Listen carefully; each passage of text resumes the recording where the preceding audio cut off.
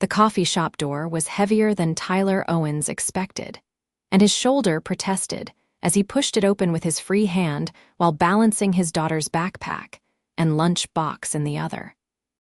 He was already running late for dropping Maya at school, his alarm having failed to go off that morning, but as he held the door, he noticed a woman rushing up the sidewalk, her heels clicking rapidly against the pavement, phone pressed to her ear, briefcase swinging. Tyler held the door despite his hurry, stepping aside as the woman approached. She looked up from her conversation just long enough to meet his eyes, and something passed between them, a fleeting connection that made her pause mid-sentence. Her breath caught visibly in her chest. Tyler noticed she had the most striking green eyes he had ever seen, but before he could process the moment further, Maya tugged on his hand. "Daddy, we are going to be late," Maya said, her 7-year-old voice carrying a note of worry that made Tyler's heart ache. His daughter had already been through enough changes this year without adding tardiness to her list of concerns. "Thank you," the woman said, her voice softer than he expected, almost melodic despite the obvious rush she was in. She continued her phone conversation as she entered the coffee shop, but Tyler noticed her glance back at him through the window as he walked away with Maya. Tyler quickly shifted his focus back to his daughter, checking his watch and calculating how long it would take to get her to school. They hurried down the street toward their older sedan, which was parked 2 blocks away because parking near the coffee shop had been impossible that morning. The car was a 2008 model with a temperamental engine and a scratch on the passenger side, but it ran well enough to get Maya to school and Tyler to his job at the construction site.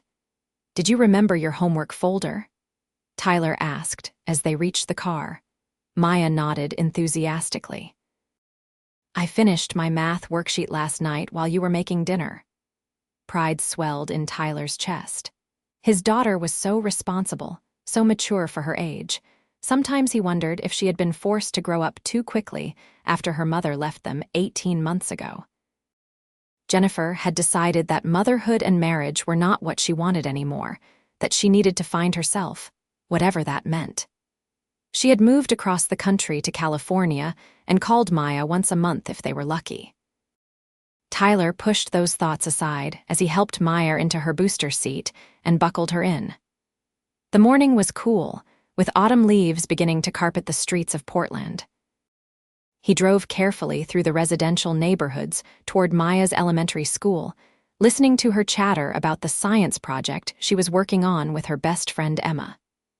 "Miss Peterson said our volcano is the best one in the class," Maya said with pride.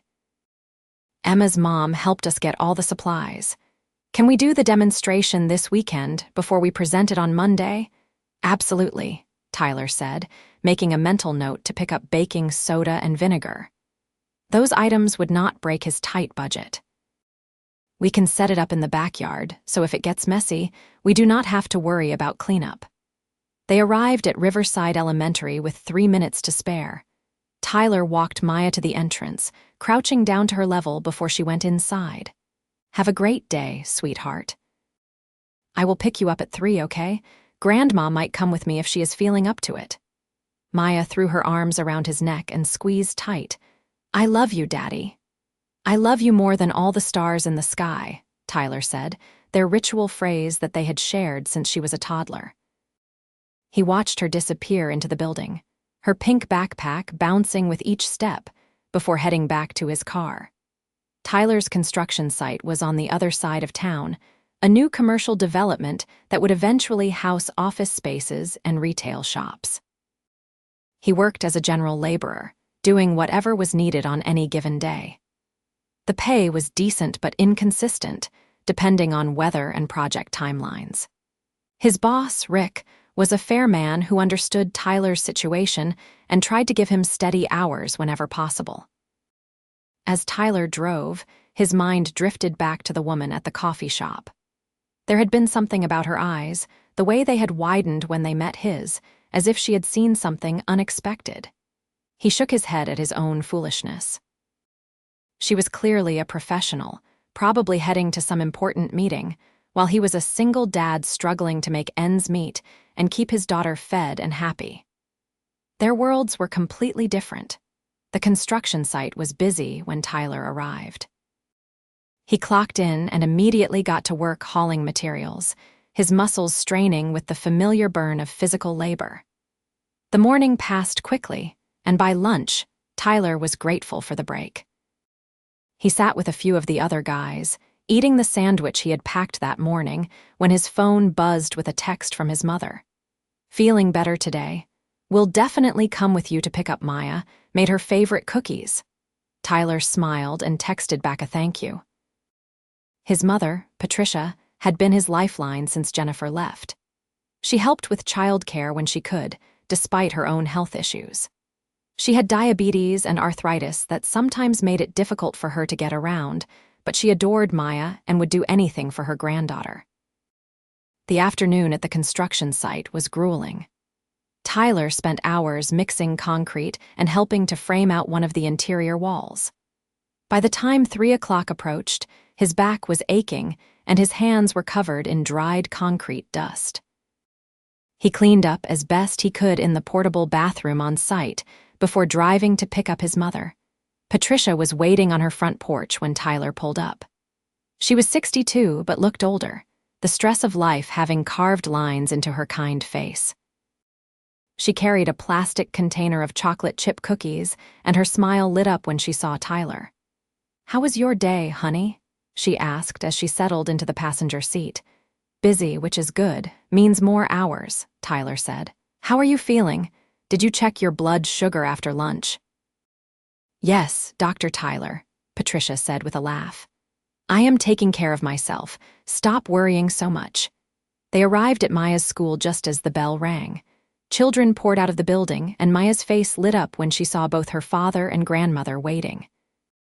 She ran to them, launching herself at Patricia first. "Grandma, you came?" "Of course I came, sweetheart, and I brought your favorite cookies." The drive back to Tyler's small house was filled with Maya's excited recounting of her day. She had gotten a gold star on her spelling test and had been chosen to be line leader for the rest of the week. Tyler listened, his heart full despite the tiredness in his bones. They lived in a modest 2-bedroom house that Tyler rented on the outskirts of Portland. The neighborhood was safe but worn around the edges, with houses that had seen better decades. Tyler had tried to make their place feel like home, painting Maya's bedroom her favorite shade of purple and building her a bookshelf from reclaimed wood he had gotten from the construction site.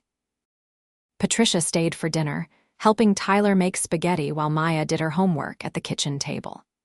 It was a routine that felt comfortable and safe, the three of them together in the small house. After dinner, Patricia headed home, and Tyler helped Maya with her bath before settling in for their nightly reading time. They were working through a chapter book about a girl detective, and Maya hung on every word. As Tyler read, his mind occasionally drifted back to the woman from that morning. He wondered what her life was like, what had made her pause and look at him the way she had. He wondered if she had thought about him at all during her busy day, or if he had been just another face in her rush through the city. That night, after Maya was asleep, Tyler sat at his small kitchen table with his laptop open, paying bills and reviewing his budget. Money was always tight, but they were making it work. He had a small amount in savings for emergencies, and he was current on all his bills. Still, there was not much left over for extras, and Christmas was only 2 months away. Maya had been talking about wanting a new bicycle, and Tyler was determined to make that happen, even if it meant picking up extra shifts. Across town, in a modern high-rise apartment with floor-to-ceiling windows overlooking the city, Natalie Green could not stop thinking about the man from the coffee shop. She had been on a conference call with her company's board of directors when she had looked up and met those warm brown eyes.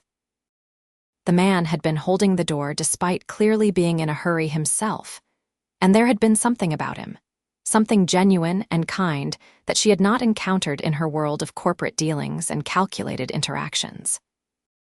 Natalie was the CEO of Green Technologies, a software company she had built from the ground up over the past 8 years. At 33 years old, she was used to being the youngest and often the only woman in boardrooms full of older men. She had fought for every success, working 80-hour weeks and sacrificing personal relationships for professional achievement. Her company was now valued at over $50 million, and they were on the verge of a major breakthrough in educational software that could revolutionize how schools tracked student progress. But success had come at a cost. Natalie's personal life was virtually non-existent.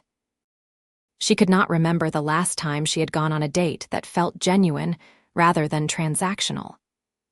The men in her social circle were either intimidated by her success or only interested in what her wealth and connections could do for them.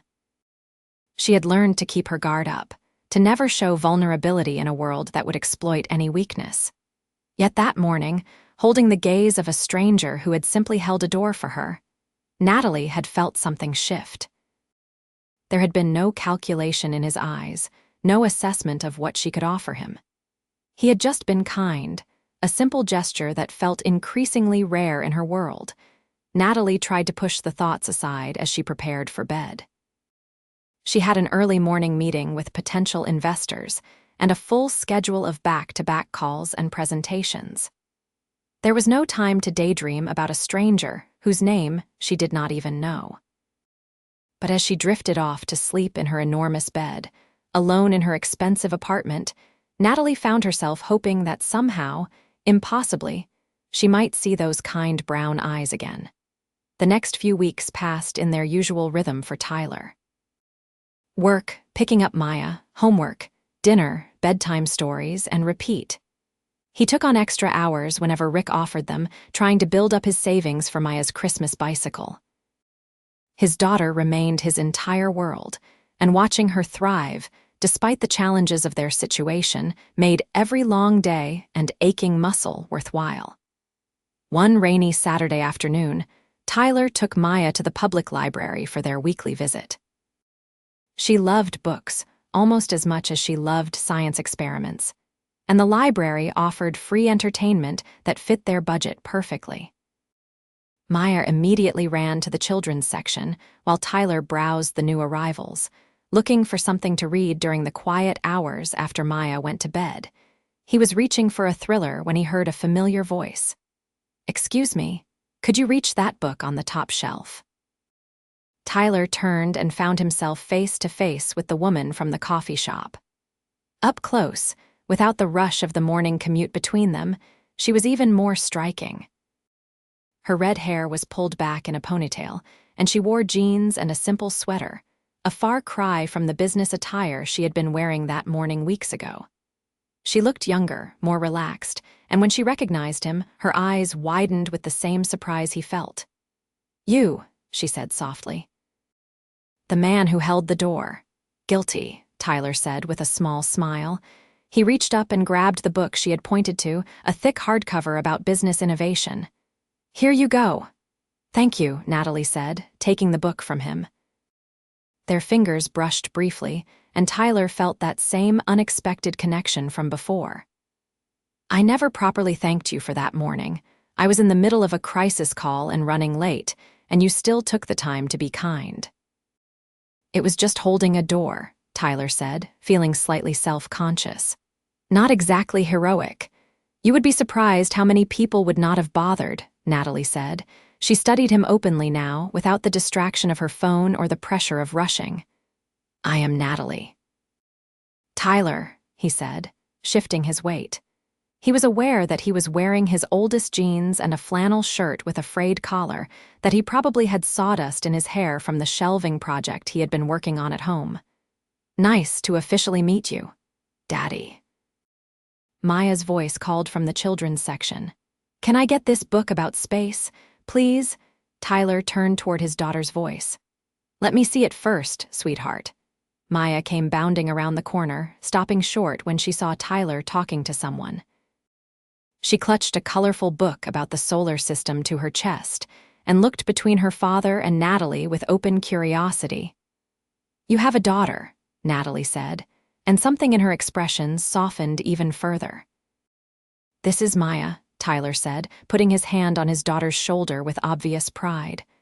Maya, this is Miss Natalie. We met briefly a few weeks ago. Hello, Maya said politely, just as Tyler had taught her. Are you friends with my daddy? We just met, Natalie said, crouching down slightly to be at Maya's eye level. That is a great book you picked out. Did you know that Jupiter has 67 moons? Maya's eyes went wide. 67? I thought it only had a few. Most planets have more moons than people think, Natalie said. Do you like science? It is my favorite subject, Maya said enthusiastically. I did a volcano project with my friend Emma, and it erupted perfectly. Daddy helped me make sure the proportions were right. Natalie looked up at Tyler with interest. A man who knows his baking soda to vinegar ratios. Impressive. Tyler felt his face warm slightly. I may have looked it up online to make sure we got it right. Smart, Natalie said, standing back up. There is no shame in research. They stood there for a moment, an awkward silence settling between them that Maya quickly filled. Daddy, can I go look at the animal books too? Stay where I can see you, Tyler said, and Maya nodded before scampering off again. She is wonderful, Natalie said, watching Maya disappear into the stacks. How old is she? 7. She will be 8 in January, Tyler said. She is the best thing that ever happened to me. The way he said it, with such unguarded honesty and love, made Natalie's heart skip. She was used to people measuring their words carefully, always angling for something. Tyler's straightforward affection for his daughter was refreshing and deeply attractive. I should let you get back to your book shopping, Tyler said, not wanting to but feeling like he should not impose on this clearly successful woman's time. Actually, Natalie said, the word coming out before she fully thought it through, would you and Maya like to grab coffee? Or hot chocolate for her? There is a cafe next door to the library. Tyler hesitated. He had exactly $40 in his wallet, budgeted to last until his next paycheck on Tuesday. Taking Maya for hot chocolate was not in the plan, but the hopeful look in Natalie's eyes made him want to say yes. My treat, Natalie added quickly, sensing his hesitation and correctly guessing at least part of the reason. Please. I spend so much time in business meetings that having a normal conversation with normal people sounds incredibly appealing right now. Tyler studied her for a moment, looking for any sign of pity or condescension, but found none. She seemed genuinely interested, genuinely hopeful that he would agree. Okay, he said finally. That sounds nice. They checked out their books, Maya chattering excitedly about the space book and asking Natalie more questions about planets and moons. The cafe next door was cozy and warm, with mismatched furniture and local art on the walls. They found a table by the window, and Natalie insisted on ordering for everyone. Tyler let Maya get a hot chocolate with whipped cream, a treat that made her eyes light up. He ordered a regular coffee, and Natalie got a chai latte. When Natalie pulled out her credit card to pay, Tyler noticed it was black metal, the kind reserved for people with significant wealth. It should have made him uncomfortable, should have highlighted the vast differences between them, but Natalie handed it over so casually that it somehow did not matter. They settled at their table, and Maya immediately started telling Natalie about her school and her friends and her favorite teacher, Miss Peterson. Natalie listened with genuine interest, asking follow-up questions and laughing at Maya's stories. Tyler watched the interaction, surprised by how natural Natalie seemed with his daughter. Many of the women he had encountered since becoming single either had no interest in kids or tried too hard, but Natalie found an easy middle ground. What about you? Tyler asked when Maya paused to drink her hot chocolate. What do you do when you are not rescuing books from high shelves? Natalie smiled. I run a software company. We develop educational technology, actually. Programs that help teachers track student progress and identify kids who might need extra help. That sounds important, Tyler said. I like to think it makes a difference, Natalie said. We are working on a new platform right now that could be used nationwide. It has been consuming most of my time lately, which is why I was so frazzled that morning you held the door for me. I was dealing with a potential investor who was getting cold feet. Did you convince them? Tyler asked. Eventually, Natalie said. It took another week of negotiations, but we closed the deal. She took a sip of her latte. What about you? What do you do? Construction, Tyler said simply. General labor, mostly. Whatever needs to be done on site. That is hard work, Natalie said, and Tyler appreciated that she did not romanticize it or dismiss it. It is, Tyler agreed, but it is honest work, and the hours are usually flexible enough that I can be there for Maya when she needs me. Is it just the two of you? Natalie asked, then immediately looked apologetic. Sorry, that is probably too personal for a first conversation. It is okay, Tyler said. Yes, it is mostly just us. Her mom left about 1.5 years ago. My mother helps out when she can, but she has health issues. Meyer and I make a pretty good team, though. The way he spoke about his daughter, with such warmth and devotion, made Natalie's chest tighten. She had spent so many years focused on building her company, on proving herself in a male-dominated industry, that she had pushed aside any thoughts of family or children. But sitting here with Tyler and Maya, watching the easy affection between father and daughter, Natalie felt something she had not experienced in years, longing for something beyond professional success. They talked for over an hour, the conversation flowing easily despite their different backgrounds. Maya eventually grew restless and asked if she could look at her new book, so Tyler helped her settle into a comfortable chair nearby where they could keep an eye on her. With Maya occupied, the conversation between Tyler and Natalie grew more personal. Can I be honest about something? Natalie asked, wrapping her hands around her now cool latte. Please, Tyler said. I have not stopped thinking about you since that morning, Natalie admitted. I know how that sounds. We exchanged maybe 10 words and I was on a phone call the whole time, but there was something about the way you looked at me, the kindness in your eyes. It stayed with me. Tyler felt his pulse quicken. I thought about you too, he said quietly. I told myself I was being ridiculous, that we lived in completely different worlds, but I kept wondering if I would see you again. Different worlds, Natalie repeated softly. Does that matter? I do not know, Tyler said honestly. I am a single dad working construction and living paycheck to paycheck. You are a CEO running a multi-million-dollar company. On paper, it seems like it should matter. But, Natalie prompted, but sitting here with you feels more real than anything has in a long time, Tyler said. So maybe it does not matter as much as I think it does. Natalie smiled, a genuine expression that reached her eyes. I would like to see you again. Properly, I mean, would you want that? Tyler thought about his life, about the complications and responsibilities, about how hard he had worked to build stability for Maya. Adding another person into that equation was risky, especially someone from such a different background. But he also thought about how lonely he had been, how he had focused so completely on being a good father that he had forgotten to consider his own happiness. I would, Tyler said, but I need to be upfront about something. Maya comes first, always. Any relationship I have needs to work for her too. I would never expect anything else, Natalie said firmly. She is your daughter, she should come first.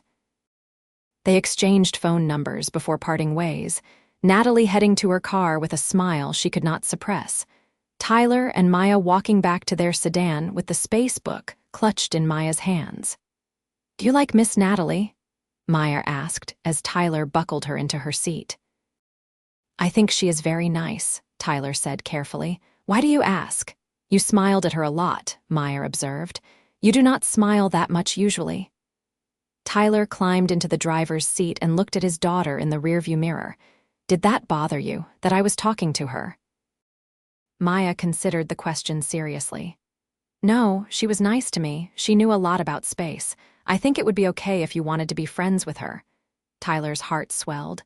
His daughter was so perceptive, so emotionally intelligent. Thank you, sweetheart. That means a lot to me. That evening, after Maya was in bed, Tyler sat on his worn couch and looked at his phone. Natalie had texted him an hour earlier. "I had a wonderful time today. Thank you for the coffee and conversation." Tyler had read the message 3 times already, each time feeling a flutter of anticipation mixed with nervousness. He finally typed out a response. "We did too. Maya has not stopped talking about Jupiter's moons. Thank you for being so kind to her." The response came quickly. "She is a special kid. You are doing an amazing job with her." They texted back and forth for another hour, the conversation ranging from favorite books to childhood memories to their hopes for the future. Natalie told him about growing up in Seattle, about her parents who were both professors, and had instilled in her a love of learning and innovation. Tyler shared stories about growing up in rural Oregon, about how he had met Jennifer in college before dropping out to support her when she got pregnant with Maya. "Do you regret not finishing your degree?" Natalie asked. "Sometimes," Tyler admitted. "But then I look at Maya and realize that I would not change anything because it brought her into my life. Maybe someday I will go back to school, but right now, she is my priority." "What were you studying?" "Engineering, actually. I was always good at math and building things." Construction was supposed to be a temporary job until I could go back to school, but life had other plans. "It is never too late," Natalie typed. "If you ever want to explore going back, I could help connect you with some programs that work with adult learners." Tyler appreciated the offer, but was not sure how to feel about it. He did not want Natalie's help to come from pity, but she seemed to genuinely want to support his goals. They made plans to meet again the following weekend, a proper date this time. Tyler arranged for his mother to watch Maya, and Natalie picked a restaurant that was nice but not ostentatiously expensive, seeming to understand without being told that Tyler would insist on paying for at least part of the meal. The week between their library meeting and their date dragged by slowly. Tyler found himself thinking about Natalie during his workdays, remembering the way her eyes lit up when she laughed, how she had crouched down to talk to Maya at eye level, the genuine interest she had shown in their lives. He felt like a teenager with his first crush, which was both exhilarating and terrifying. Natalie was experiencing similar feelings. She caught herself daydreaming during meetings, imagining what it would be like to have someone like Tyler in her life. Someone who was not impressed by her money or her title, who looked at her as just Natalie. The men she usually dated were other executives, ambitious and driven but often cold and calculating. Tyler was different. He was warm and genuine, and the way he loved his daughter showed a depth of character that Natalie found incredibly attractive. Friday finally arrived, and Tyler spent extra time getting ready for their Saturday date. He did not have many nice clothes, most of his wardrobe consisting of work clothes and casual weekend wear, but he had one good pair of khakis and a button-down shirt that he saved for special occasions. He pressed them carefully and made sure his shoes were polished. Maya watched him prepare with interest. "You look fancy, Daddy." "Thank you, sweetheart. I want to make a good impression." "Are you going on a date with Miss Natalie?" Tyler knelt down beside his daughter. "Yes, I am. How do you feel about that?" Maya tilted her head, thinking. "Are you going to marry her?" The question caught Tyler off guard. "Whoa, slow down. We are just going to dinner. Getting married is something that happens much, much later and only if 2 people really love each other and want to be together." "But do you like her?" Maya pressed. "I think she is very nice," Tyler said carefully, "but I am still getting to know her. And you know what? Your opinion matters to me. If you did not like her, or if you did not want me to date anyone, that would be okay. You are my priority always." Maya threw her arms around Tyler's neck. "I want you to be happy, Daddy. You are always taking care of me, but who takes care of you?" The simple wisdom in his 7-year-old daughter's words nearly brought tears to Tyler's eyes. "You take care of me, sweetheart, every day, just by being you." Patricia arrived at 6 to watch Maya, carrying a bag of movies and popcorn for their girls' night. She looked at her son with obvious approval when she saw how dressed up he was. "Well, "Do not you clean up nice," Patricia said. "When do I get to meet this mysterious woman who has my son acting like a nervous teenager?" "Mom," Tyler said with a laugh, "it is just a first date. Do not get ahead of yourself." "A mother can hope," Patricia said. "You deserve to be happy, Tyler. You have sacrificed so much for Maya." "It is okay to want something for yourself, too." Tyler hugged his mother, grateful as always for her support and wisdom. He kissed Maya goodbye and headed out to his car, his stomach a bundle of nerves. The restaurant Natalie had chosen was in a trendy part of downtown Portland, the kind of place that had Edison bulbs and reclaimed wood tables. It was busy, but not overwhelming, with a warm atmosphere that immediately put Tyler at ease. Natalie was already seated when he arrived, and she stood up when she saw him approach. She was wearing a simple blue dress that brought out her green eyes, her red hair loose around her shoulders. She looked beautiful but not overdone, and Tyler felt grateful that she had not chosen somewhere that would have made him feel out of place. "You look great," Natalie said, greeting him with a warm smile. "So do you," Tyler said, meaning it. They sat down, and Tyler was relieved when he looked at the menu and saw that the prices, while not cheap, were manageable. He had budgeted carefully for this evening. They ordered food and a bottle of wine to share, and the conversation picked up where it had left off during their text exchanges. Natalie asked about Maya and how she was doing in school. Tyler shared stories about his daughter's latest obsessions with space and chemistry, and Natalie listened with genuine interest. "You know," Natalie said as their entrees arrived, "I have been thinking about what you said at the library. About us coming from different worlds." "And," Tyler prompted, his fork pausing halfway to his mouth. "I think that maybe different worlds is not a bad thing," Natalie said. "I have spent my entire adult life surrounded by people who think exactly like me, who have the same drives and goals and ambitions. It is exhausting. Being with you, talking to you, feels like breathing fresh air after being stuck in a stuffy room." Tyler smiled. "I can understand that feeling. My world is pretty small by choice. Work, Maya, home, repeat. Meeting you has reminded me that there is more out there." "Is that a good thing or a bad thing?" Natalie asked. "I think it is good," Tyler said. "Scary, but good."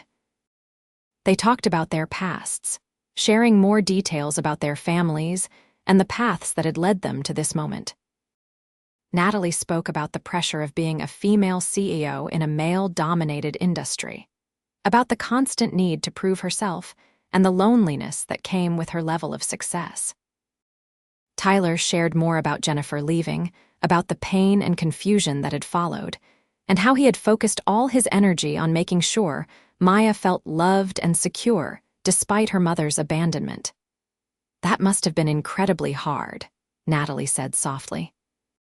"Dealing with your own heartbreak while trying to protect Maya from hers." "The hardest thing I have ever done," Tyler admitted. "There were nights when I would lie awake wondering if I was enough for her, if one parent could be sufficient when she deserved two." "You are more than enough," Natalie said firmly. "Anyone can see how happy and well-adjusted Maya is. That is all because of you." The conviction in her voice made Tyler's chest tighten with emotion. He reached across the table and took her hand, feeling the warmth of her skin against his. Natalie's fingers intertwined with his, and they sat like that for a moment, connected in a way that felt both new and familiar.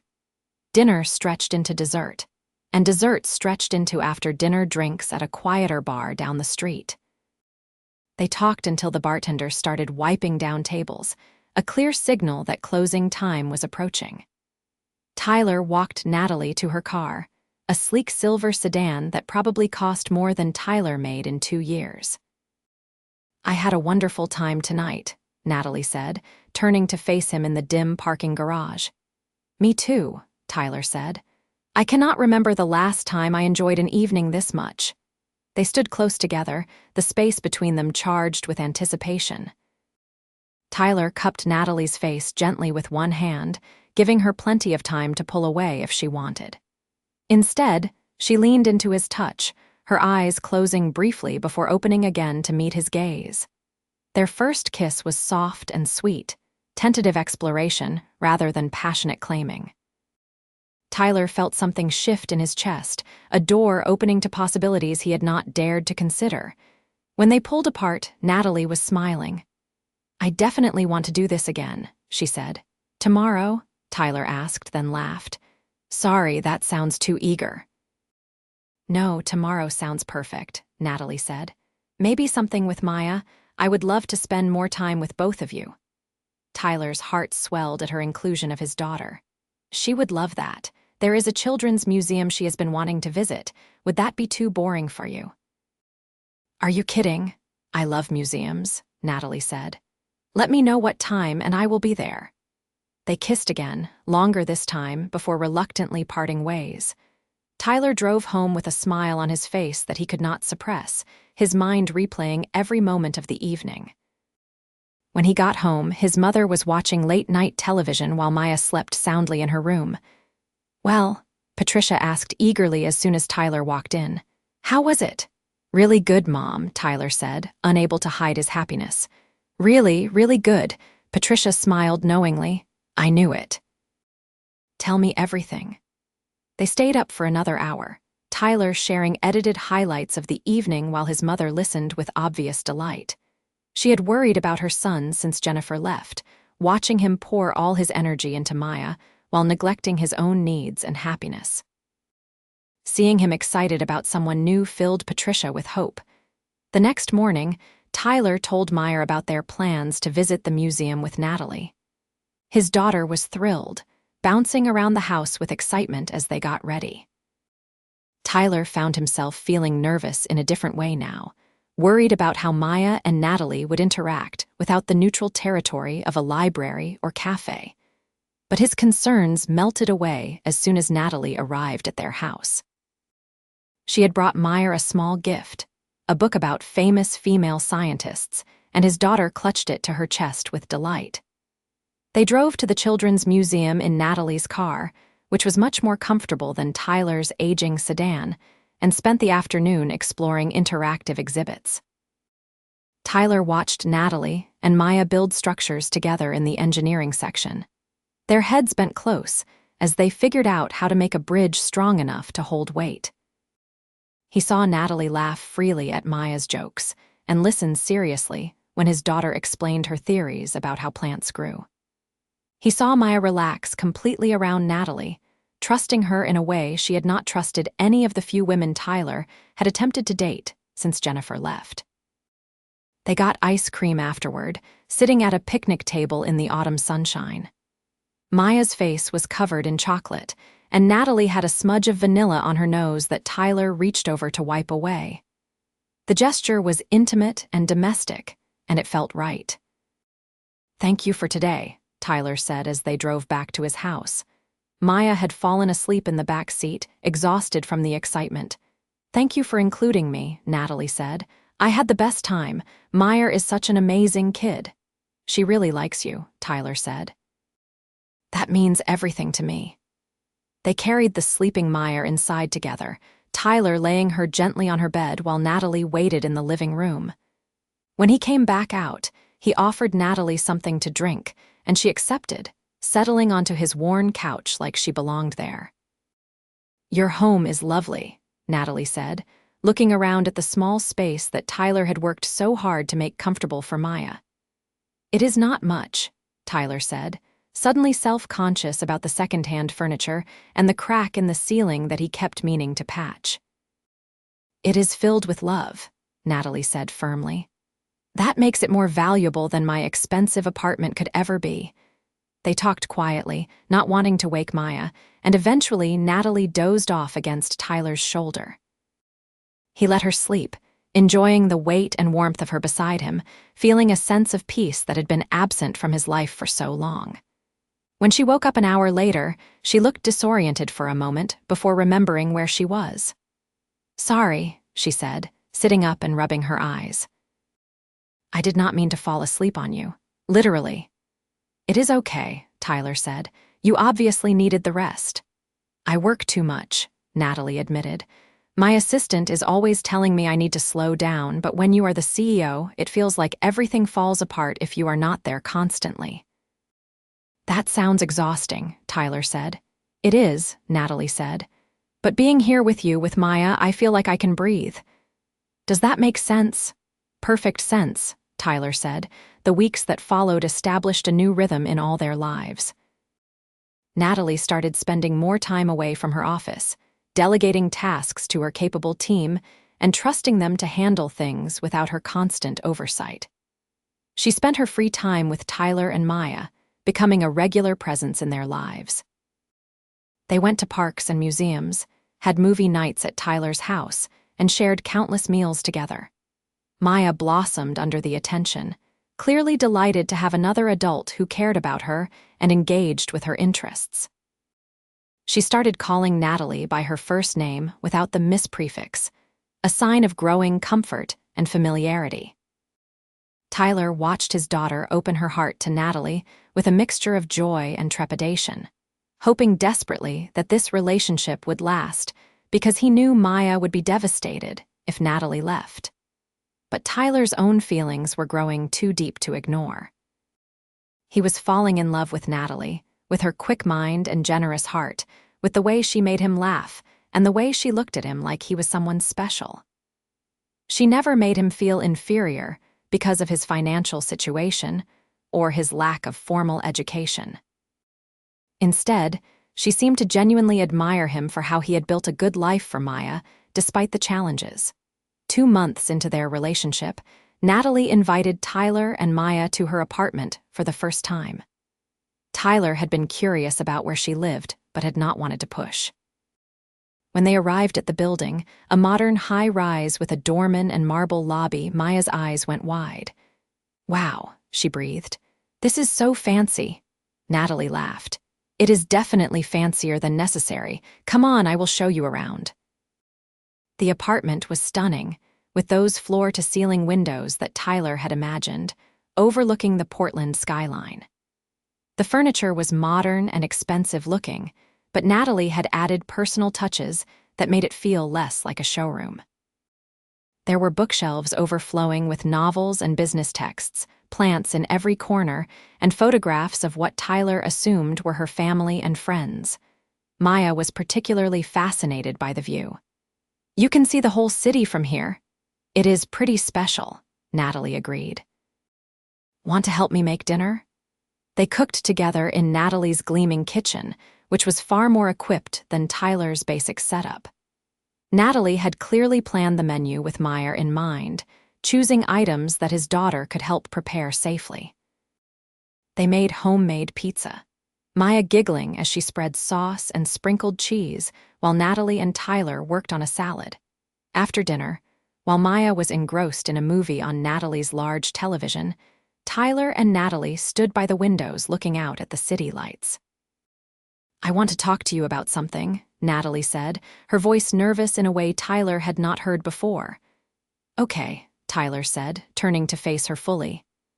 "I have been thinking about the future," Natalie said, "about what I want and what makes me happy. And I realized that when I picture my future, you and Maya are in it. That probably sounds intense and maybe too fast, but I need to be honest about how I feel." Tyler felt his heart race. "How do you feel?" "I am in love with you," Natalie said simply. "I love your kindness and your strength and your dedication to Maya. I love how you make me feel like I can be myself instead of always being the CEO. I love the life we have started building together." Tyler cupped her face in his hands, the same gesture from their first kiss, but weighted now with so much more meaning. "I love you too," he said. "I have been trying to find the right time to tell you, but it never seemed like enough to just say the words. You have brought so much joy into our lives. Maya adores you, and I cannot imagine my days without you in them." They kissed deeply, passionately, pouring months of growing feelings into the connection. When they finally pulled apart, both were breathing hard. "So what does this mean?" Tyler asked. "We keep going as we are, or do we think about something more?" "I want more," Natalie said. "I want to be a real part of your and Maya's lives. I want to be there for school plays and science fairs. I want to have dinner together every night. I want to build something lasting with you." "I want that too," Tyler said, "but we need to be realistic about some things. Our lives are very different, Natalie. You have obligations and a lifestyle that I cannot match." "I do not want you to match anything," Natalie said firmly. "I do not want you to be anyone other than who you are. Yes, I have money and a big job, but that does not mean I want to fundamentally change how we live. I love coming to your house. I love the simplicity of it, the focus on what matters. If anything, I want to simplify my own life, not complicate yours." They talked late into the night, discussing practicalities and concerns, dreams and hopes. Tyler was honest about his financial limitations and his pride, about how hard it was for him to accept help, but how he was trying to be open to it. Natalie was honest about her work pressures and her fear that she would not be a good enough mother figure for Maya, that she lacked experience with children and might make mistakes. "You are already wonderful with her," Tyler assured Natalie. "You do not have to be perfect. You just have to care, and you clearly do." They decided to take things one step at a time. Natalie would not move in with them immediately, but they would continue spending as much time together as possible, building toward a future where they could be a real family. Tyler would meet Natalie's parents over Christmas, a prospect that terrified and excited him in equal measure. And they would talk to Maya together about what their relationship meant and what it might mean going forward. The conversation with Maya happened the next weekend. Tyler and Natalie sat down with her after breakfast, both nervous despite Maya's obvious affection for Natalie. "Sweetheart, Natalie and I want to talk to you about something important," Tyler began. Maya looked between them seriously. "Okay." "You know that Natalie and I have been spending a lot of time together," Tyler continued, "and that we care about each other a lot. You are boyfriend and girlfriend," Maya said matter-of-factly. "Emma's dad has a girlfriend, so I know what that means." Tyler and Natalie exchanged a small smile. "Right," Tyler said. "Well, we wanted to talk to you about what that means for our family." "Is Natalie going to be my mom?" Maya asked directly. "No one could replace your mom," Natalie said gently. "Your mom will always be your mom, even if she is not here right now. But I would love to be someone important in your life, someone you could count on and trust, someone who loves you very much." "Like a bonus mom?" Maya asked. "Exactly like that," Natalie said, relief evident in her voice. Maya thought about this for a moment. "Would you live with us?" "Not right away," Tyler said, "but maybe someday if that is something you would be okay with." "I think I would like that," Maya said. "Natalie is fun and she is smart and she does not talk to me like I am a baby. Plus, Grandma likes her." Tyler laughed. "Grandma does like her." "How do you know that?" "Grandma told me," Maya said. "She said Natalie is good for you because you smile more now." Tyler felt emotion well up in his chest. He pulled Maya into a hug, holding his daughter close. "You are amazing, you know that, so smart and understanding." "I just want you to be happy, Daddy," Maya said, her voice muffled against his chest. "And I like Natalie. I like when she is around." "I like when she is around too," Tyler said. Natalie joined the hug, wrapping her arms around both of them, and they stayed like that for a long moment, the three of them together, a family in formation. Christmas approached quickly, and with it came Tyler's introduction to Natalie's parents. Robert and Ellen Green were both retired professors who still lived in Seattle, and they had been intrigued when Natalie told them about Tyler and Maya. Natalie had been honest about Tyler's financial situation, wanting to avoid any surprises, and while her parents had expressed some concerns, they trusted their daughter's judgment. The meeting took place at Natalie's apartment, her parents driving down for the day. Tyler was incredibly nervous, wearing his one good outfit again and rehearsing things to say in his head. Maya, by contrast, was excited and entirely unconcerned about making a good impression. Robert and Ellen Green were in their early 60s, both with the same intelligent eyes as their daughter.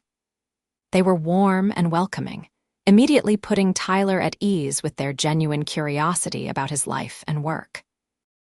Ellen was particularly charmed by Maya, engaging her in a long conversation about her favorite subjects in school. "Natalie tells us you are quite the builder," Robert said to Tyler as they sat in Natalie's living room, "that you have a knack for engineering." "I enjoy the problem-solving aspect of construction," Tyler said, "figuring out how to make something work structurally while still being practical and efficient." "That is engineering at its core," Robert said. "Have you ever considered going back to school to finish your degree?" "I have thought about it," Tyler admitted. "But with Maya and work and everything else, the timing has never felt right." "There are excellent programs for adult learners now," Ellen said. "Part-time options, online courses, something to think about, perhaps." Tyler appreciated that they were not pushing, just presenting possibilities. The day went well, and by the time Natalie's parents left, Tyler felt cautiously optimistic that they approved of him. "They loved you," Natalie said after her parents had gone, while Maya was occupied with the new book Ellen had brought for her. "My mom texted me already saying she thinks you are wonderful." "Really?" Tyler asked, relief flooding through him. "Really," Natalie confirmed. She said any man who raises a daughter like Maya must have his priorities straight. "And my dad was impressed by how you talked about your work. He said you have the mind of an engineer even without the formal education." Christmas came with its own challenges and joys. Tyler had saved enough to get Maya the bicycle she had been wanting, a purple model with streamers on the handles that made her squeal with delight on Christmas morning. Natalie was there to share the moment, having spent Christmas Eve with them and stayed over in Tyler's tiny spare room, which was really just a converted office space. Natalie had struggled with what to give Tyler and Maya, not wanting to overwhelm them with expensive gifts, but wanting to show her love. For Maya, she had chosen a chemistry set and a book series about girl detectives. For Tyler, she had gotten a high-quality set of woodworking tools, having noticed how he liked to build things for Maya with his basic equipment. Tyler's gift to Natalie was more modest, but deeply personal.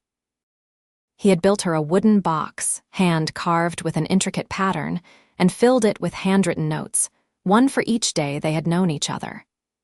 Each note contained a moment he cherished, a reason he was grateful for her, or a dream he had for their future.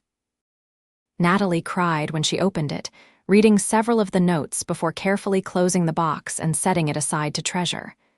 "This is the most beautiful gift anyone has ever given me," she said. "I wanted you to know that I see you," Tyler said. "Not the CEO, not the successful businesswoman, just you, Natalie, the woman I love."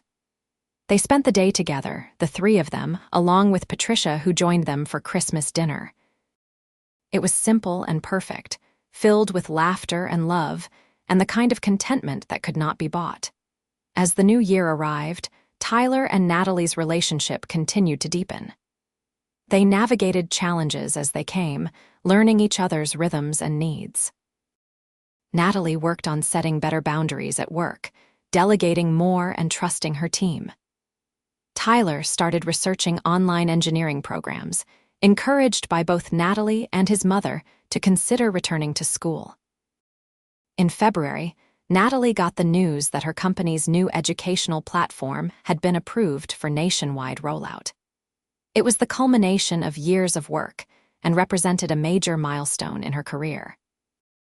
She wanted to celebrate with Tyler and Maya, but the celebrations her board wanted to throw were formal affairs that would not include children. "Go to your celebration," Tyler encouraged. "You worked hard for this. Maya and I will have our own celebration with you later." But Natalie surprised them both by declining the board's formal party, and instead organizing a small gathering at her apartment with Tyler, Maya, Patricia, and a few close friends from work. She gave a short speech about how success meant nothing without people to share it with, and how her relationship with Tyler and Maya had taught her what truly mattered in life. Tyler felt his throat tighten with emotion as he listened to Natalie speak. This brilliant, successful woman had chosen to celebrate her biggest professional achievement with his small family, rather than with the powerful people who populated her business world. It was a gesture that spoke volumes about her priorities and her love. Spring brought new changes. Natalie's lease was up for renewal, and she and Tyler had a serious conversation about what came next. They had been together for 6 months now, and while that might seem fast to some people, Tyler knew in his heart that Natalie was the woman he wanted to spend his life with. The question was how to move forward in a way that worked for everyone, especially Maya. "I do not want to rush anything," Tyler said as they talked one evening after Maya was in bed. "But I also do not want to waste time dancing around what we both know we want." "Which is?" Natalie asked, though her eyes suggested she already knew. "A life together," Tyler said. "A real one, waking up in the same house, having breakfast together every morning, being a family in every sense of the word." "I want that too," Natalie said. "So what is holding us back?" "Logistics," Tyler admitted. "This house is too small for all of us. Your apartment is big enough but does not have a yard for Maya to play in, and it is too far from her school. And there is the question of money. I cannot afford to contribute equally to a larger place, and my pride struggles with that." Natalie had been thinking about this exact problem. What if we looked at it differently? What if we found a house that works for all of us and I buy it, but you contribute what you can afford in rent? You are already paying rent here, so it would not be charity. It would be you paying your share based on your means while I cover the rest. That still feels unequal, Tyler said. Life is unequal, Natalie said gently. I was fortunate to build a successful company. You were dealt different cards, but that does not mean we cannot build something together. You contribute in so many ways that have nothing to do with money. You are an amazing father. You make me laugh. You make me feel cherished and valued. That has worth beyond any dollar amount. Tyler knew she was right, but it still chafed against his sense of independence and masculinity to accept such a significant financial difference. Can I ask you something? Natalie said. If the situation were reversed, if you had the money and I was the one struggling, would you hesitate to help me, to want to make life easier for me and for Maya? Of course not, Tyler said immediately. Then why is it so hard to let me do the same? Natalie asked. Love is not about keeping score or making sure everything is exactly 50-50. It is about each person giving what they can and accepting what they need. Right now, I can give financial security. You give emotional security. Both are necessary. Both are valuable. Tyler sat with that for a moment, trying to shift his perspective. He thought about Maya and what would be best for her. He thought about the kind of example he wanted to set for his daughter about relationships and partnerships. You are right, he finally said. I need to get over myself and accept that this is how we can make a life together work. I do not want you to just accept it, Natalie said. I want you to be truly okay with it. We can take our time, figure out what feels right. They spent the next few weeks looking at houses together, Maya joining them for the viewings. They found a place in a good school district with 3 bedrooms and a yard, close enough to Tyler's current place that Maya would not have to change schools. The house was older but well-maintained, with character and space for all of them to grow. Natalie bought the house, and Tyler contributed what he had been paying in rent at his old place. They moved in together in May, almost exactly 8 months after their first meeting at the coffee shop. The transition was smoother than Tyler had feared. Maya loved having her own bigger room and a yard to play in. Tyler found joy in doing small repairs and improvements around the house, using his construction skills to make their space even better. And Natalie thrived in the domestic environment, discovering that coming home to Tyler and Maya was more satisfying than any business achievement. One evening in June, as they sat on the back porch watching Maya play with the neighbor kids, Tyler took Natalie's hand. I want to marry you, he said simply. I do not have a ring yet, and this is not the romantic proposal you probably deserve, but I could not wait any longer to tell you. I want to be your husband. I want to officially be a family with you. Natalie turned to him with tears in her eyes. Yes, she said. Yes, absolutely yes. "I will get a ring," Tyler promised. "It might take me a little while to save up, but I want to do this right." "I do not need a ring right away," Natalie said. "I just need you." They told Maya that evening, and she responded with such unrestrained joy that both adults found themselves crying. She threw herself at them, hugging them both fiercely.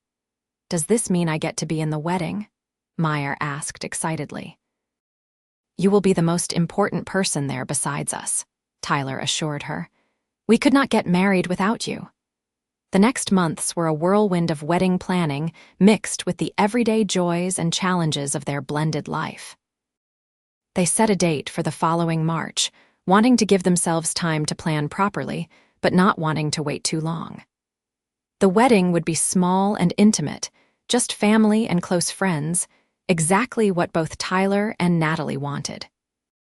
Tyler did save up for a ring, a simple but beautiful diamond that he presented to Natalie on their 1-year anniversary of meeting at the coffee shop. He took her back to that same coffee shop, holding the door for her just as he had that first morning, before getting down on one knee right there on the sidewalk. "1 year ago, I held a door for a rushing woman," Tyler said. "I had no idea that simple gesture would change my life completely." "You have brought so much love and light into our lives, Natalie. You have made me believe in the possibility of happiness again. Will you marry me?" "Yes," Natalie said, laughing and crying at the same time. "I already said yes, but yes again, always yes." The people in the coffee shop applauded when she said yes, and the barista gave them free drinks to celebrate. It was perfect in its simplicity, a reflection of how their entire relationship had unfolded. Tyler also made another big decision around that time. With Natalie's encouragement and financial support, he enrolled in an online engineering program. He would study part-time while continuing to work construction, but he was finally pursuing the degree he had set aside years ago. It felt good to invest in himself, to work toward a goal that was his own even while being part of a family unit. The wedding day arrived in March with clear skies and unseasonably warm weather. They were married in a small garden venue, surrounded by blooming flowers and their favorite people. Maya served as the flower girl and junior bridesmaid, wearing a purple dress that matched the wedding colors and beaming with pride throughout the ceremony. Patricia cried through the entire ceremony, so happy to see her son find love again. Natalie's parents were there too, having grown to genuinely adore Tyler and Maya over the past year. Rick from Tyler's construction crew attended, along with several of Tyler's co-workers who had become friends. Natalie's assistant and a few key colleagues from Green Technologies rounded out the guest list. The ceremony was simple and heartfelt. Tyler's vows focused on how Natalie had taught him that accepting love was not a weakness, that letting someone in could make him stronger rather than more vulnerable. He promised to support her dreams, to hold her when things got hard, and to always hold doors open for her, both literal and metaphorical. Natalie's vows were about finding home in Tyler and Maya, about learning that success in business meant nothing without personal connections to give it meaning. She promised to honor Tyler's role as Maya's father, to never try to replace Jennifer, but to love Maya fiercely as a bonus mother. She promised to always value the simple moments, the everyday joys that Tyler had taught her to appreciate. There was not a dry eye in the venue when they kissed as husband and wife. The reception was held in the same garden, with food from a local caterer and a playlist of their favorite songs instead of a DJ. Maya gave a speech that was equal parts funny and touching, talking about how Natalie had made their family complete and how happy she was to have a bonus mom who liked science as much as she did. Tyler and Natalie's first dance was to a classic love song, and Tyler held his wife close, marveling at how much had changed in 16 months. From a chance encounter at a coffee shop to this moment, married and surrounded by love, it felt like a dream. "What are you thinking?" Natalie asked as they swayed together. "That I am the luckiest man in the world," Tyler said. "That holding a door open was the best decision I ever made." "I am the lucky one," Natalie said. "You could have just let the door close. You could have been too rushed to notice me. But you were kind, and that kindness changed everything." Life after the wedding settled into a new normal that felt right to all of them. Tyler continued with his studies and his construction work, finding a balance that worked. Natalie made more changes at Green Technologies, bringing in a chief operating officer to handle some of the daily pressures and allow her to focus on the parts of the business she truly loved while having more time for family. Maya thrived in their stable, loving home. She excelled in school and continued to pursue her passion for science. Natalie helped her enter a regional science fair, and Tyler built the display board for her project about water filtration. Watching his wife and daughter work together on the research, their heads bent close over scientific journals and experiment notes, filled Tyler with a contentment he had never imagined possible. One evening about 6 months after the wedding, as they cleaned up after dinner, Natalie brought up a topic they had discussed briefly before but never seriously pursued. "I have been thinking about something," she said, loading the dishwasher, "and I want to know how you would feel about it." "Okay," Tyler said, immediately attentive to her serious tone. "What would you think about having another baby?" Natalie asked. "I know Meyer is 8 now, and it would be a big age gap, but I would love to have a child with you, if you want that too." Tyler set down the dish he was holding and turned to face his wife fully. "You want to have a baby?" "I do," Natalie said. "I love being Maya's bonus mom, but I would also love to experience pregnancy and having a baby with you, but only if you want that too. I know you already have Maya, and if one child is enough for you, I understand." Tyler pulled Natalie into his arms. "I would love to have a baby with you," he said. "I worried that you might not want children since you have been focused on your career for so long." "I did not think I wanted children," Natalie admitted. "But that was before I met you and Maya, before I understood what family could really feel like. Now I want it all. I want the late-night feedings and the baby giggles and watching you be a father to a newborn. I want to give Meyer a sibling. I want to create a new life with you." They talked to Meyer about it that same evening, wanting to make sure she would be comfortable with a new sibling. Maya's initial reaction was pure excitement. "I would have a baby brother or sister." "Really?" "If it works out that way, yes," Tyler said. "How would you feel about that?" "That would be so cool," Maya said.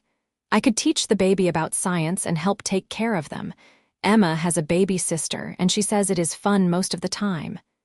Both Tyler and Natalie laughed at the qualifier. "Babies are a lot of work," Natalie warned.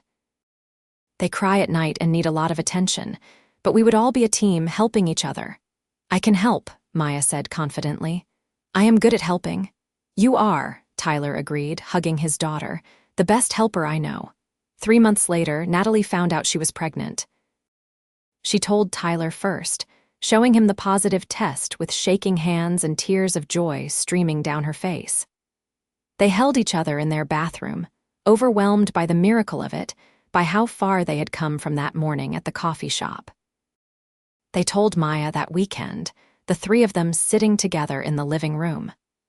Maya's reaction was everything they had hoped for and more. She immediately started planning everything the baby would need and offered to give up some of her old toys for the nursery. The pregnancy was healthy but challenging for Natalie.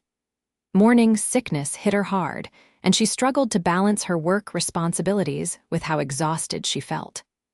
Tyler stepped up in every way possible, taking care of Maya and handling more of the household tasks.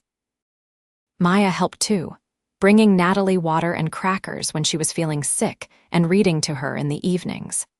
As Natalie's belly grew, their house filled with even more love and anticipation. They painted the spare room a cheerful yellow, suitable for either a boy or a girl, since they had decided not to find out the gender. Tyler built a crib from scratch, using his woodworking skills to create something beautiful and safe for their child. Natalie's parents were thrilled about the pregnancy, as was Patricia. Maya proudly told everyone at school that she was going to be a big sister, and her excitement never wavered even as the months passed. In November, nearly 2 years after Tyler had held a door open for a rushing woman, Natalie went into labor. It was early morning, just as they were getting Maya ready for school, when Natalie's water broke. Tyler stayed calm despite his racing heart, calling Patricia to come stay with Maya and helping Natalie to the car. The labor was long and difficult, lasting almost 18 hours. Tyler stayed by Natalie's side the entire time, holding her hand and encouraging her through each contraction. He had been through this before with Jennifer and Maya, but somehow this felt different, more intimate and profound. This was his wife, the love of his life, bringing their child into the world. Their son was born just after midnight on a Tuesday morning. 7 pounds, 3 ounces, with a shock of dark hair and Tyler's brown eyes. They named him Oliver Robert Owens, the middle name honoring Natalie's father, who had welcomed Tyler into the family with such grace. Tyler held his son for the first time and felt his heart expand in ways he had not thought possible. He loved Maya more than life itself, but adding Oliver to their family felt like a completion, like all the pieces of his life had finally fallen into place. Maya met her baby brother the next morning before school. Patricia brought her to the hospital, and Tyler would never forget the look on his daughter's face when she saw Oliver for the first time. She was gentle and awed, touching his tiny hand with one finger. "He is so small," Maya whispered. "Was I ever that small?" "You were," Tyler said, "and I loved you just as much then as I do now." "Do you love Oliver as much as you love me?" Maya asked, a hint of worry in her voice. Tyler pulled Maya close with his free arm, Oliver cradled safely in the other. "My heart did not divide to make room for Oliver," he said. "It grew bigger. I love you both completely, in different ways but equally. You will always be my first baby, Maya, always." Maya seemed satisfied with that answer. She looked at Natalie, who was watching the scene with tears streaming down her face. "Thank you for making our family bigger," Maya said to her bonus mother. "Thank you for sharing your dad with me," Natalie said. "I could not have asked for a better daughter." The first few months with Oliver were exhausting but joyful. Tyler took 2 weeks off from construction and school to be home full-time, supporting Natalie as she recovered and adjusted to motherhood. They took turns with night feedings, though Tyler insisted on doing most of them since Natalie was recovering from childbirth. Maya was a devoted big sister, always wanting to help with Oliver. She would hold him carefully while Tyler or Natalie supervised, singing him songs and telling him about all the things they would do together when he got bigger. She helped with diaper changes and brought Natalie whatever she needed while she was nursing. Patricia was a constant source of support as well, coming over several times a week to help with cooking and cleaning and to spend time with her grandchildren. She often remarked that she had never seen Tyler happier, and she adored Natalie for bringing so much joy into her son's life. As winter turned to spring and Oliver grew bigger and more alert, the rhythms of their family life solidified.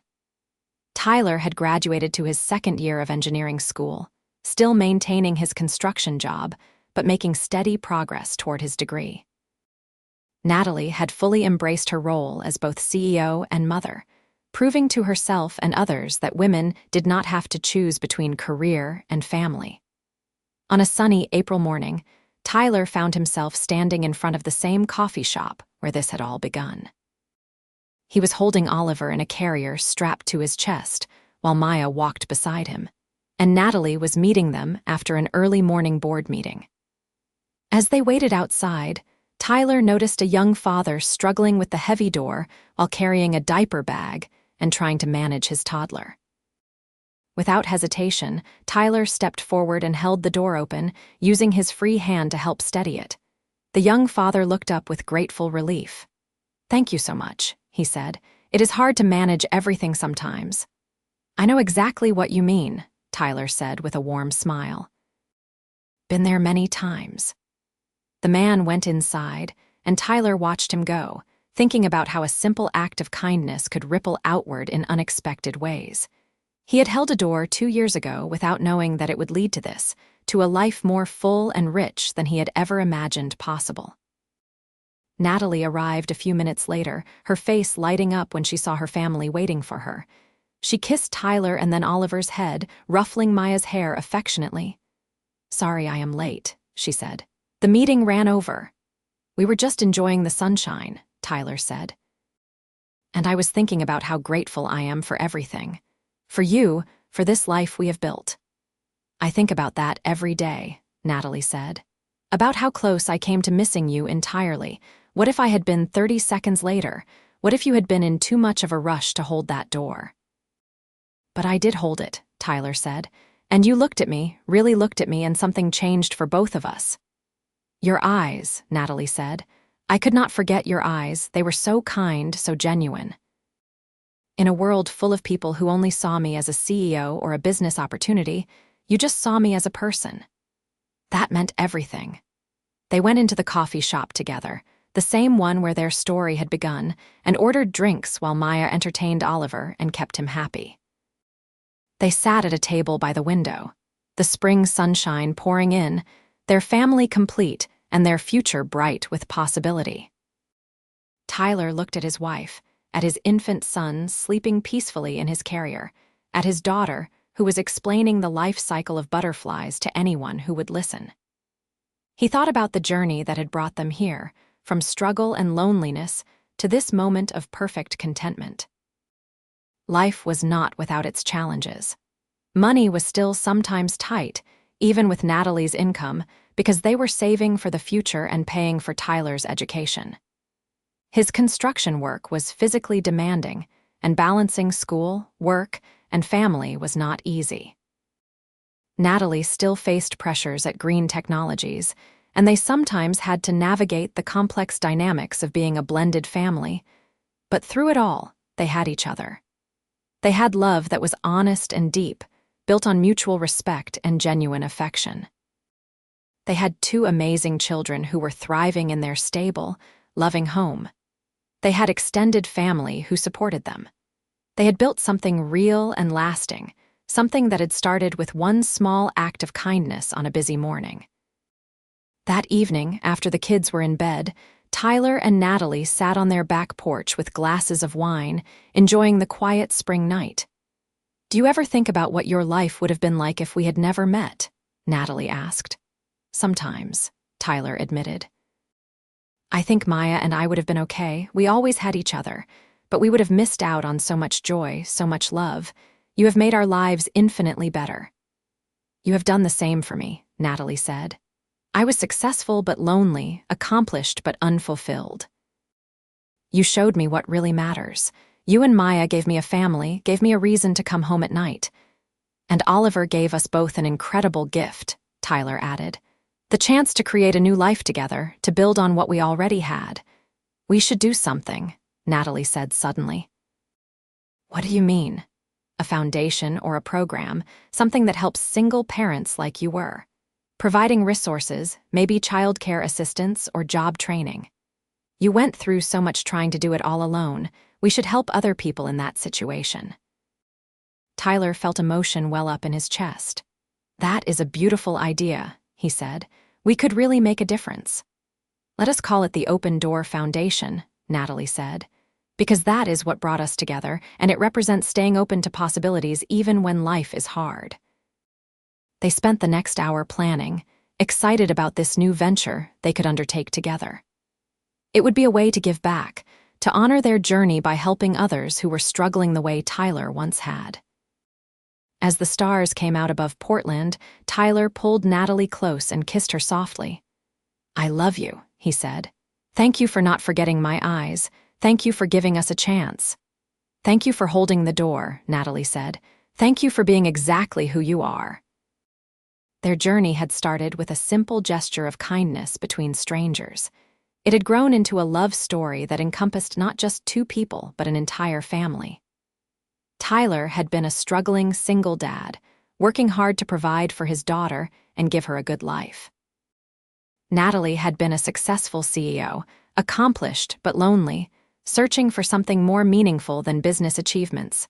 Together, they had found what they were both looking for. They had built a family based on love and respect, on mutual support and genuine affection. They had proven that different backgrounds and different circumstances did not matter when two people were willing to open their hearts to each other.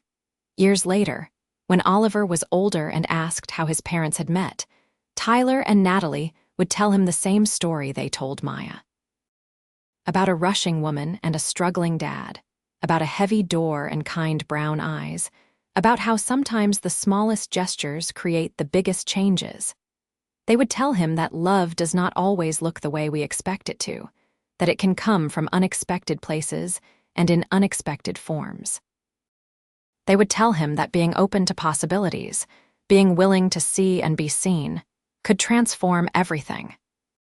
And they would tell him that his family, with all its complications and challenges and imperfections, was built on the strongest foundation possible. Genuine love, unwavering commitment, and the courage to hold doors open for each other, literally and metaphorically, every single day. The end.